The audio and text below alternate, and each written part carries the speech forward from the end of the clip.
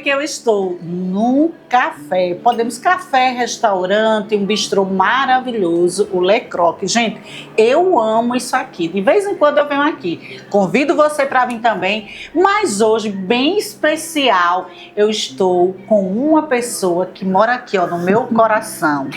Adoro esse garoto, simplesmente assim. Edson Soares, tomando um café. E aí, meu querido, como é que você está? Eu estou bem. Começando que você me chama de garoto, então eu já me sinto muito bem, né?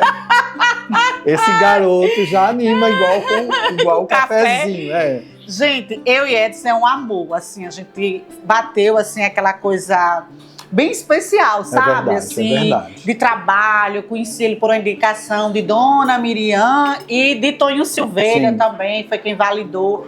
Eu queria escrever o livro e Edson foi a pessoa que me orientou, que me ajudou, que participou e nos tornamos grandes amigos. Mas por que essa conversa, Jeane, agora com Edson? Porque eu estava com muita vontade de falar da cultura. Todo mundo sabe o quanto eu amo a cultura. E Edson é uma pessoa muito ligada à cultura. Edson, me conta um pouco sobre a cultura do passado e agora. Como é que estão as coisas em relação, como é que anda a cultura? Jeane, cultura. Eu nasci em Caicó. Na verdade, deixa eu corrigir uma coisa. Eu nasci em Serra Negra do Norte. Né? E passei uma temporada, minha infância na Paraíba, e depois fui para Caicó. E Caicó, como você sabe, ela é um berço da cultura. Né? Caicó produziu grandes artistas e minha vida... eu não poderia fazer outra coisa que não fosse cultura, porque está no meu sangue o gene que eu herdei do meu pai. Meu pai foi dono de cinema. Olha, foi. Meu pai foi dono de uma sala de cinema.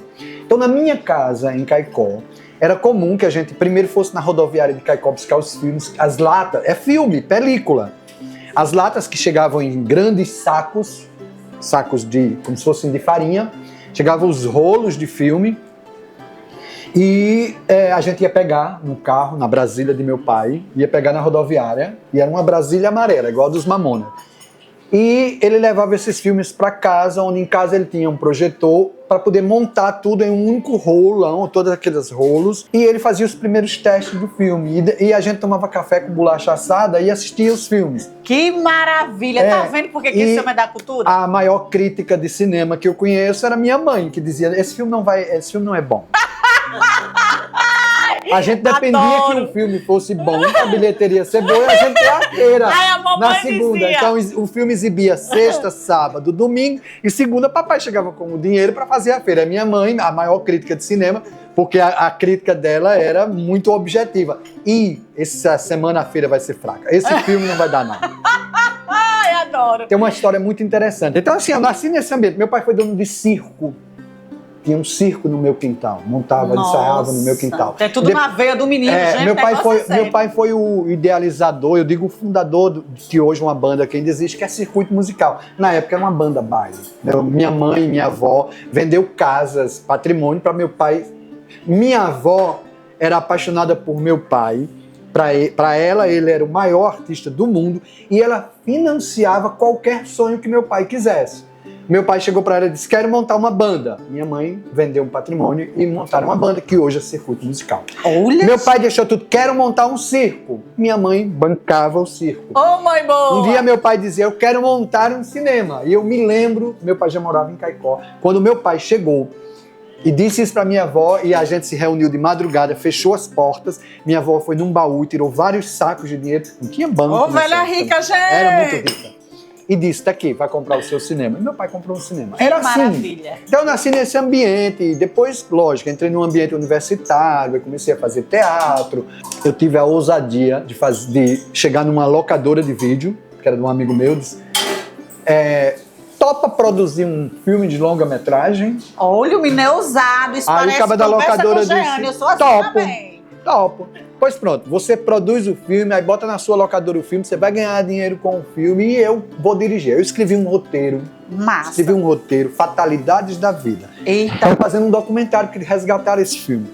E eu cheguei pro cara da locadora, o cara da locadora tinha uma câmera, tinha dinheiro, etc. Filmamos na casa dele, eu eu invalidei o banheiro dele para sempre. Eu joguei latas e latas de tinta numa cena de suicídio. Acabei com o mármore, a mulher dele ficou com ódio de mim. Eu ficaria tinta também, tá vendo? que não largava. E fizemos o primeiro longa-metragem chamado Fatalidade da Vida, com a câmera M7, que nem existe mais. E exibimos no cinema, no Cine São Francisco, 2 noites, filme que tinha cenas de nudez, e que eu tive que cortar de última hora, porque os pais não aprovavam que as atrizes fizessem a cena. Olha, foi minha primeiro envolvimento com o cinema, foi inventar de fazer um filme de longa-metragem, com câmera de M7, de VHS, M7, e exibir no cinema. Em Caicó não tinha projetor para projetar numa tela de cinema tão grande, porque eu fiz o filme, não em película, mas... E a gente foi alugar um projetor em Currais Novas e exibimos esse filme. Depois botamos o filme na locadora do produtor e ele ganhou muito dinheiro. Na época era Batman, com Jack Nicholson, o primeiro Batman, e Fatalidade da Vida. Eram os 2 filmes mais alugados. Meu Deus, gente! Esse é o e eu ganhava de Batman. Mas claro, eram os atores alugando as fitas para se ver. O filme foi feito praticamente com todo mundo. O filme foi praticamente com todo mundo, com todos os meus amigos, os pais dos meus amigos, os familiares. Então a fita vivia sendo alugada, porque cada um alugava e passava 3, 4 dias com a fita, vendo e revendo, e vendo e revendo. Então não parava, gente. Pagava e levava a fita. Então, Giana, eu estou contando essas anedotas reais para dizer como começou o meu envolvimento. No ano em que eu entrei para a universidade, em 1987, faz muito tempo, eu também entrei por rádio. E ela me escolheu, vai tu mostrar como é que está a situação da seca no sertão. E eu fiz uma matéria dramática, caí no chão, chorei. Eu era ator. Antes de ser jornalista, antes de ser repórter, eu era ator. E eu fiz, a mulher chorou, e isso virou a maior matéria do Aqui Agora, que depois levou Carlos Alberto a fazer uma campanha chamada SOS Seca. A cidade de Natal, o Rio Grande do Norte inteiro se mobilizou para salvar. Foi decretado estado de emergência e eu me tornei muito conhecido, porque as pessoas, quando me viam no supermercado no ônibus, choravam. Sai de 4 horas da madrugada, de 3, para buscar água em Irapuru. Quando chega lá, a cisterna está seca. E é muito difícil, tanto a água como a comida. Comida também não tem, não? Tem não. Por exemplo, hoje aqui só tem vitamilho e... Mostra o que é... Dá para entrar? Dá, não. Mostra, traz aqui para fora. Mostra o que é que você tem para comer hoje. Pode trazer a panela. Mostra só. Vem cá me mostrar. Olha, aqui é meu almoço. Esse é seu almoço? É. Mostra aqui. Mostra aí, Nanau. Esse é seu almoço de hoje? É. Isso é o quê? É vitamilho molhado com água. Vitamilho molhado com água. É. Para você e para essa menininha aqui, tem quantos anos? Tem 6. 6 anos. Pode mostrar. Baixa a panela aí, assim. Olha só, Nanau. Qual é o almoço dessa senhora hoje? Aqui é vitamilho molhado com água. A situação é difícil. Tem muita gente que não tem nem dessa qualidade. Tem gente aqui que não tem nem isso. É. É verdade que tem pessoas aqui que quando não tem mesmo o que comer, come... Ai, peraí, a mulher tá passando mal aqui. Peraí, ainda tenha calma. Ai, minha Nossa Senhora, a mulher tá passando mal. Opa, peraí. Ai, opa. Peraí, minha senhora. Ai, leva a mulher pra cama. Um momentinho. Vamos levar pra cama. Ai, minha Nossa Senhora do céu. Pera, vamos pra cama. Tenha calma. Tenha calma, não fique nervosa não. Não tá me dando a tomar. Aonde? Ela tá de resguardo. Ela tá de resguardo. Tenha calma. Ela tá de resguardo. Segura aqui o microfone. Bota lá, Ana. Bota. Vamos levar ela pra cama. A situação, essa senhora, ela estava de resguardo e passou mal. Minha gente, essa é a situação da maioria das pessoas desse município. A gente fica sem condições até de prosseguir. É uma situação que a gente não tem condições.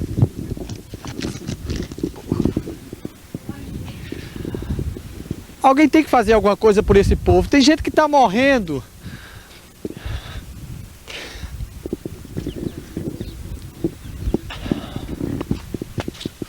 Cadê? Chamou a pessoa? A gente vai tentar prosseguir, conversando com mais pessoas. Alguém tome conta dela, por favor. É uma situação realmente Então, assim, minha vida de jornalista, o auge, isso tá na internet. Basta você pesquisar no YouTube. Olha só, SOS Seca, Edson Soares, vai aparecer a matéria. Olha, até vou fazer isso, gente. Essa matéria foi exibida numa sessão da ONU. Essa matéria foi exibida no programa de Boris Casoy. Que coisa chique. Essa matéria foi exibida no Aqui Agora Nacional. E eu me tornei uma figura, assim, conhecida, popular. Nossa, acho que a história é longa. Fui promovida gerente da TV Ponta Negra. Fui embora para Mossoró. E resolvi voltar para Caicó. Depois voltei para a TV Ponta Negra de novo. Aí, por que eu estou dando ênfase a essa carreira como jornalista, radialista? Porque isso me afastou um pouco da cultura. Me afastou do cinema, me afastou do teatro, me afastou do fazer, do escrever. Mas você gosta dessa parte? Aí eu gostava era disso. Então propus isso para Bosca Afonso. Você me empresta as câmeras da TV Ponta Negra nos finais de semana? Se empresta. E chamei a Mauri Júnior, que hoje é um grande produtor. A Mauri Júnior tinha 14 anos quando ele assumiu a produção do meu filme. Coisa linda. Eu disse, Mauri, nós vamos fazer um filme de longa-metragem que eu vou contar a história de Naldinho do Meireto, Paulo Queixada e Demi. Não, pega negócio punk. E nós vamos filmar dentro do presídio. Eita, real, né? Dentro da penitenciária João Chaves. Aí tinha Dex, Capitão Dex, que era meu amigo de Caicó, e ele era coordenador do sistema carcerário. Eu fui lá, você deixa eu filmar dentro do presídio? Fomos filmar dentro da João Chaves, só que houve uma rebelião no dia de filmagem. Houve uma rebelião no dia de filmagem, foi preciso chamar um pilotão de choque, a minha equipe ficou presa dentro de uma cela. Por que houve a rebelião? Vocês sabem como é filmagem, não acontece assim, liga a luz, faz o primeiro take. E atrasou o almoço dos presos. O almoço dos presos chegou, mas não pôde ser servido, porque nós estávamos ocupando as celas, eles estavam no pátio. E eles começaram a bater grade, queremos comer. Fizeram uma rebelião. Fizeram 3 horas da tarde e eu... Vai, take you de novo, roda de novo, não, roda de novo. Aí você acaba com a filmagem que os presos estão rebelados. A gente acabou. Aí eu fui pra Dex, não dá mais pra filmar dentro de João Chaves. Com os presos, ele disse, então eu vou lhe dar um presídio novinho pra você filmar. Nessa época, o presídio de Parnamirim não tinha sido inaugurado, foi inaugurado por nós. Então nós entramos com os atores, aí o presídio de Parnamirim, eu estou fazendo uma confissão pra você, o presídio de Parnamirim era novinho. Aí eu chamei o cenógrafo, vamos destruir o presídio. Porque tinha que parecer a João Chaves, tinha que parecer velho. Então nós botamos fogo nas coisas, começamos a destruir. Quebramos tudo e passamos, era só 15 dias, eram 2 finais de semana. Eu passei 3 meses filmando e as pessoas diziam, por que não inaugura o presídio de Parnamirim? Porque tinha uns doidos lá dentro. E quando eu devolvi o presídio, o Dex ligou para mim e disse, se você devolveu o presídio todo destruído, nós vamos ter que refazer. Eu disse, não, inclusive eu descobri que se cavar, as paredes são feitas de isopor, a galera vai fugir, pode refazer tudo isso aí. Ele foi refazer. E assim surgiu o primeiro filme da minha vida, que está aí na pirataria, Caldeirão do Diabo. Eita, 2004. Gente, eu já ouvi falar nesse filme. E aí surgiu o Caldeirão do Diabo. Eu já ouvi falar, gente. Misturando atores, não atores.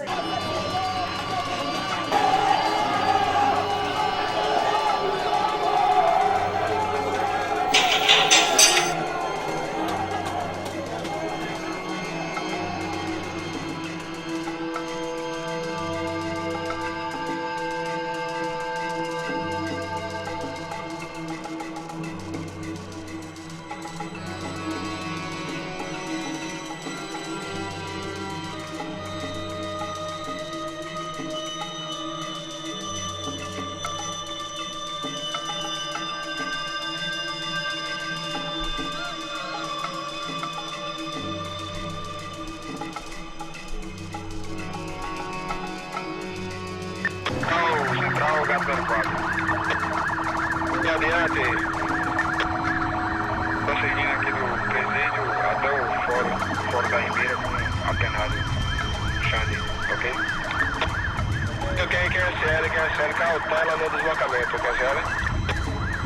QTI. Ok, o trânsito está mais livre na região da BR, QSL? Hora de notícia! Vamos chamar qualquer ponto da cidade. Nosso repórter F. Santos. Alô, F, bom dia! Bom dia, Carlos. Falamos ao vivo aqui do Fórum Criminal de Natal, onde daqui a pouco dará início mais uma sessão do Tribunal do Júri Popular. Hoje se sentará no banco dos réus o detento Alexandre Wallace da Silva, o Xande, que será julgado por 2 homicídios ocorridos no interior da Penitenciária Central do João Chaves. Este será o último julgamento previsto para essa semana. Voltamos em instantes com mais informações.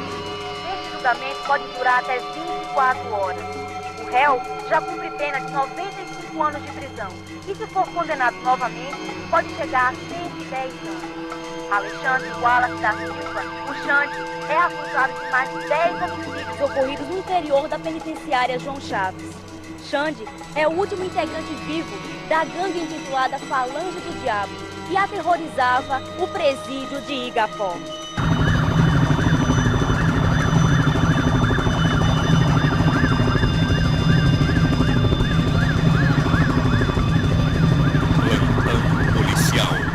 Voltamos a falar ao vivo do Fórum Criminal de Natal com mais informações do julgamento de Alexandre Wallace da Silva, o Xande.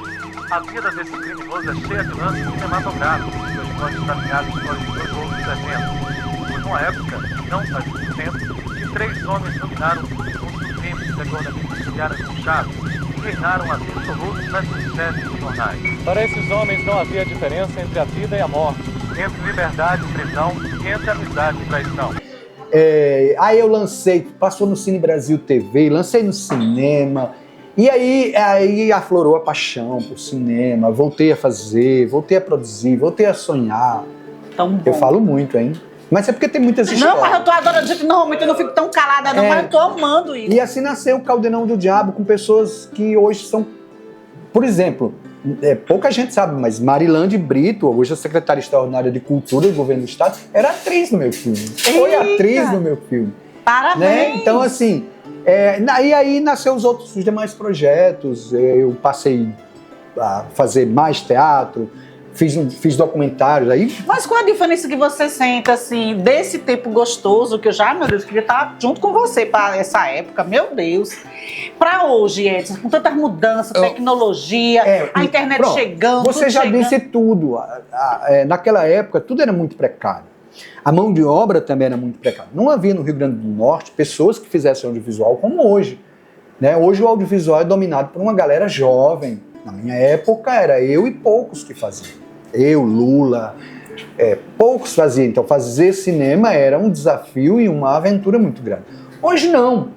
Hoje tem um curso de audiovisual, hoje tem uma galera jovem, começa daí, toda aqui, que ocupou o nosso lugar, que hoje fazem projetos, e hoje tem a tecnologia. As câmeras não eram tão fáceis assim. Pra você ter uma ideia, a primeira câmera que eu usei na minha vida era uma câmera que pesava 15 quilos, precisava de uma coisa, um suporte italiano que aguentasse 15 quilos. Quando você está no ombro. Depois eu usava as câmeras Betacam, que eram enormes, das lentes enormes. Né? Então, assim, a tecnologia chegou para facilitar a vida do produtor. Né? Hoje é bem mais fácil. Hoje precisa usar mais a criatividade, né? Porque não é só de ferramenta e tecnologia, você faz um filme. É verdade. Mas o que eu vejo assim é porque naquela época, até procurar um artista. Hoje todos nós somos artistas, né? Porque tem o Instagram aí, como todo mundo sabe, né? A gente hoje já tira foto, eu que estou começando, agora o Jeane Confé, estou começando a fazer minha live para falar de Deus e tal, todos os dias, que eu não fazia o ao vivo, né? Porque eu achava que eu não tinha essa condição, mas para falar de Deus para mim é tão prazeroso que eu comecei a fazer para desenvolver. Aí essa diferença, assim, porque eu acredito muito nisso, apesar de todos nós que podemos ser artistas, né, de se autoproduzir, fazer nossas filmagens e tudo mais, mas acho que tem que também ter talento e trazer para esse lado aí que você, que vivenciou essa época para agora. O que tu acha disso, hein, Edson? Olha, todos nós, independente de classe social, de onde você nasceu, tem um artista lá gritando dentro de você. Porque é inerente ao ser humano querer se manifestar de uma forma artística. É isso que nos separa das demais espécies. É poder expressar o que está dentro de você, da sua alma, do seu sentimento, através da arte, de uma expressão. Seja o homem que começou pintando nas pedras, era uma forma de se comunicar. O ser humano, é inerente ao ser humano querer se comunicar com o outro, querer contar o que está sentindo para o outro. Um gato, um cachorro, quando ele quer se expressar, ele se encosta em você, ele alisa, ele lambe, é a expressão. Mas o ser humano não tem só isso. O ser humano quer gritar de uma forma diferente. Então, assim, o cinema, a literatura, as artes plásticas, o teatro, a música, a dança, a ópera, é a forma que o ser humano encontrou para gritar. Eu tenho uma alma. É verdade. Né? Eu sou mais do que isso aqui. Então, assim, todos nós, eu já encontrei artistas fantásticos na favela, na periferia, donas de casa, e não precisa ter essa formação. Basta ter talento, vontade e querer se expressar. É lógico que a formação profissional depois ajuda, é muito importante, ajuda para você lapidar aquela coisa bruta que tem em você. Mas eu sou um apaixonado pela cultura, pela arte. Sabe, é como o oxigênio que eu respiro. Se você me perguntar quais são os... Para mim, literatura e cinema são H2O, se juntam para formar o oxigênio que eu respiro. Então, assim, eu amo muito. Apesar, meu pai é músico, e eu já tenho enveredado pela música também. Nossa. Eu gravei um CD de reggae. Meu Deus, só faltava essa. Eu já gravei um CD de reggae em 1999. Quando gravar um disco não era num computadorzinho, era num estúdio mesmo. Eu entrei num estúdio de 32 canais, gravei um CD cantando. Tem até hoje esse CD. Um CD que foi elogiado pela revista Showbiz. Gente, pesquise a única revista que não tem mais. Mandei o CD pra galera da redação da revista Showbiz, não esperava, saiu uma matéria da Showbiz que eu guardo. E abri um projeto 6 e meia. Gente, você sabe pra quem eu abri o projeto 6 e meia? Aquele cara que é amigo de Caetano Veloso, que toca na Rabeca.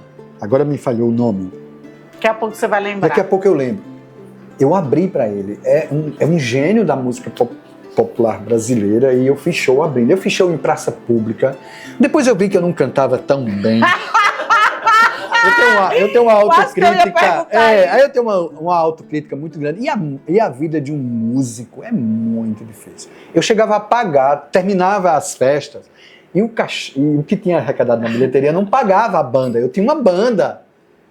Né? Então eu pago meu salário de radialista, ia tudo pra banda. Não tinha. No final das contas, eu subia em cima de um mototáxi em Caicó e ia pra casa, sem nenhum tostão no bolso. Pagava o guitarrista, eu ia pra casa sem nada. Aí eu disse, cara, isso não dá pra música, não dá. Só gravei um disco, fiz poucos shows, me apresentei. Eu vim de Caicó me apresentar num programa de televisão aqui. Me apresentava no programa de Fátima Melo, na TV Bandeirantes. E no programa de Salatiel na Record. Me apresentava, dançando, passava as madrugadas, que eu não danço bem também. Sou um péssimo bailarino. Mas botava umas roupazinhas meio arrochadas e inventava. Eu sou péssimo bailarino. Então eu com minha autocrítica, Edson, não é a sua. Música e dança não é a sua. Eu tinha dificuldade de pegar as coreografias. Eu atrapalhava os bailarinos. Eu era um desastre. Eu disse, não, música não dá pra mim. Embora eu até hoje ainda componho, porque eu fazia composições sem tocar um instrumento. Nossa. Eu faço composições, melodia e letra sem tocar, batendo numa caixa de fósforo. Olha aí, enfim, gente.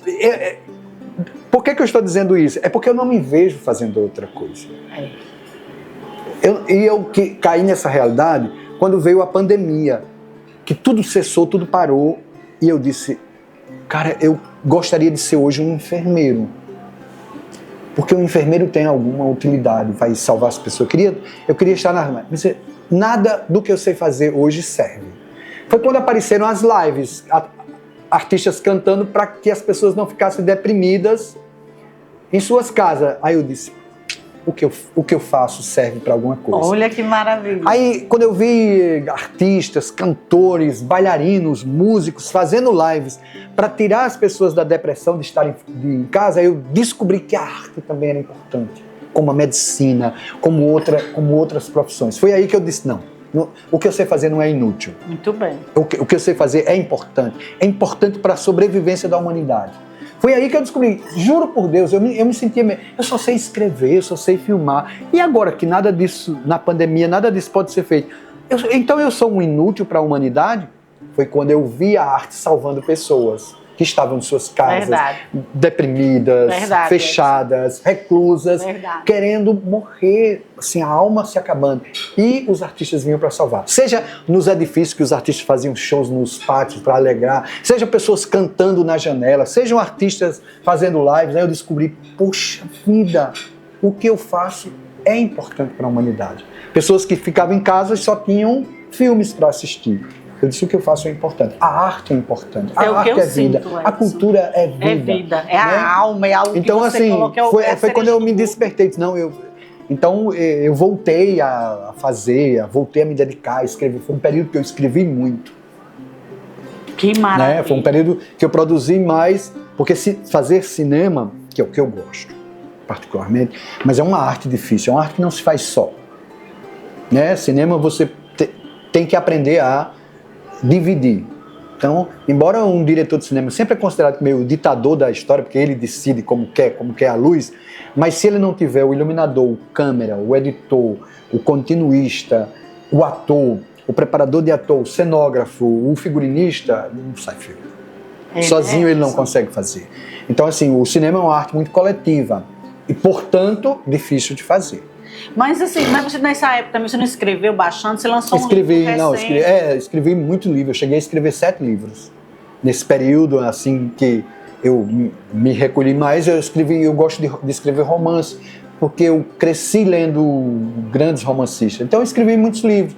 Escrevi um que me deu o prazer de quase vencer o primeiro prêmio Kindle de literatura que foi aberto pela Amazon.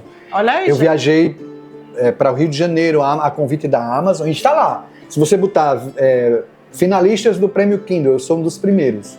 Perdi para uma mineira, ficou eu e a mineira, ela com um livro chamado Machamba e eu com um livro chamado Os Últimos Passos do Enforcado, que é sobre o primeiro negro enforcado aqui em Natal. Olha né? só. E ele era inocente quando foi enforcado ali na Ribeira. Então eu escrevi um livro sobre isso. Juntei 2 histórias, escrevi um romance chamado Os Últimos Passos do Enforcado, que me deu esse prazer de conhecer outros escritores, de ir para seminários, explicar como era o prêmio Kindle, a convite da Amazon, que é um conglomerado gigantesco. Gente, né? O menino não é brincadeira não é à toa que eu me apaixonei assim pela cabeça dele. Eu gosto de conversar com ele, a gente dá uma zarangada assim de vez em quando, mas eu adoro quando ele começa a falar também, Galiga. Dessa arte aí que eu adoro. Mas eu também tive o prazer de um lançamento de um livro seu. Como é que ele achou daquele livro? Aquele livro é engraçado. Aquele livro se chama Não Espere Nada do Amanhã. Então, gente, olha, gratidão. Essa deixa uma mensagem bem linda aqui pro povo do meu programa, que tá aqui curtindo a gente. Uma mensagem que eu queria deixar é que nunca é tarde para recomeçar. Qualquer que seja esse recomeçar.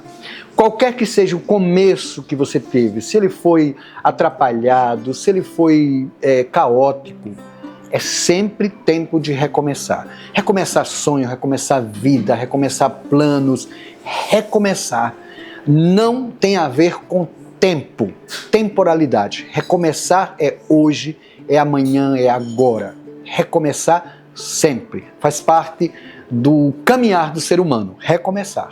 Gente, olha que legal essa conversa que eu tive com Edson Soares, um homem que entende muito bem da cultura. Vai lá no YouTube, vai assistir a minha conversa com o Edson. Vocês que adoram a cultura, tenho certeza que vai amar. Vai lá, vão lá no YouTube, conversa comigo no Instagram e também a minha querida TikTok, que eu estou simplesmente bombando. Marcelo que tá lá o tempo todo, bora. Eu espero vocês lá nas redes sociais e vão lá e curtam. Bora! Gente, eu quero agradecer aqui, nosso café, restaurante Le Croc, maravilhoso. E logo mais também vamos cozinhar com o nosso chefe de cozinha aqui do Le Croc, Moisés. Eu tenho certeza que você está super curiosa para ver. Bora!